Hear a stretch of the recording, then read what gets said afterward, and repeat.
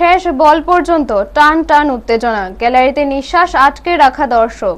অবশেষে উল্লাসে ফেটে পড়ল কমলপুর ক্রিকেট স্টেডিয়ামে। রুদ্ধশ্বাস ফাইনালে দুর্দান্ত লড়াইয়ের পর সেবক সংঘকে পরাজিত করে সিনিয়র টি-20 টুর্নামেন্টের চ্যাম্পিয়ন হল লক্ষ্মীনারায়ণ ক্লাব।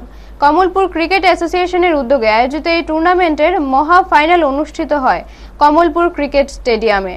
শুরু থেকেই দুই দলের মধ্যে ছিল হাড্ডাহাড্ডি লড়াই, তবে শেষ পর্যন্ত চাপ সামলে জয়ের হাসি হাসে লক্ষ্মীনারায়ণ ক্লাব।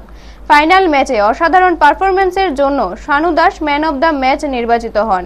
পুরো টুর্নামেন্টে ধারাবাহিক ব্যাটিং নৈপুণ্যের জন্য সৌরভ দাস পান বেস্ট ব্যাটসম্যানের পুরস্কার। মাঠে চমৎকার ফিল্ডিংয়ের জন্য জয়দীপ বণিক হন বেস্ট ফিল্ডার।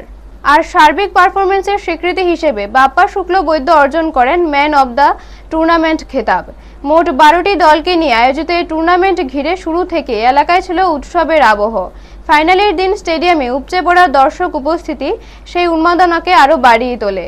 শেষ বল পর্যন্ত শ্বাসরুদ্ধকর উত্তেজনায় ম্যাচ উপভোগ করেন ক্রিকেট প্রেমীরা। খেলা শেষে কমলপুর ক্রিকেট অ্যাসোসিয়েশনের কর্মকর্তারা চ্যাম্পিয়ন ও রানার্স ট্রফি তুলে দেন খেলোয়াড়দের হাতে। মাঠে উপস্থিত দর্শকদের মতে কমলপুর ক্রিকেট স্টেডিয়ামের মান অত্যন্ত উন্নত এবং ভবিষ্যতে এখানে রঞ্জি ট্রফির মতো বড় ম্যাচ আয়োজনের সম্ভাবনাও রয়েছে। তারা জানান, প্রাকৃতিক সৌন্দর্যে ঘেরা এই মাঠটি আরও উন্নত করা হলে এবং ফ্লাড লাইটের ব্যবস্থা করা গেলে ভবিষ্যতে এখানে দিবারাত্রি ম্যাচ সহ বড় টুর্নামেন্ট আয়োজন সম্ভব। এতে কমলপুরের ক্রীড়াক্ষেত্র আরও এক ধাপ এগিয়ে যাবে বলেই আশাবাদ তাদের। ব্যুরো রিপোর্ট, নিউজ তৎকাল 24। আমাদের এই কমলপুর ক্রিকেট অ্যাসোসিয়েশনের উদ্যোগে কমলপুর কেসিগাঁও সংলগ্ন যে আমাদের মাঠটি রয়েছে, এখানে 12টি দল নিয়ে টি-20 ম্যাচ অনুষ্ঠিত হচ্ছে। আজকে তারই ফাইনাল। তো আজকে প্রতিদিনের মতো আজকে ফাইনাল খেলা উপভোগ করতে এসেছি। তো ফাইনাল খেলা খুবই ভালো চলছে। আমরা দেখতে পাচ্ছি কমলপুরের দুটো ভালো দল, যারা আমাদের লক্ষ্মীনারায়ণ ক্লাব বনাম সেবক সংঘ, ওদের জমজমাট ম্যাচ চলছে। আমরা তাই উপভোগ করতে এসেছি। মাঠের এবছর তো এই মাঠটা তো অনেকদিন পরে চালু হলো, আজকে যে টুর্নামেন্ট প্রথম টুর্নামেন্ট শুরু হয়েছে। মাঠের কোয়ালিটি কি রাজ্যের যে অন্যান্য মাঠ রয়েছে তার সমতুল্য, না তার থেকে খারাপ, না ভালো মনে হচ্ছে? না, মাঠের কোয়ালিটি অনেক ভালো। আমরা দেখেছি বিগত দিনে প্রচন্ড বৃষ্টি হয়েছে, গতকাল রাতেও বৃষ্টি হয়েছে।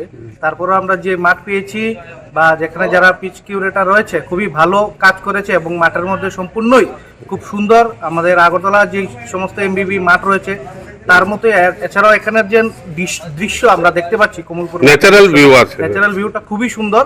এখানে বসে খেলা দেখতে একটা খুবই সুন্দর লাগে, ভালো লাগে।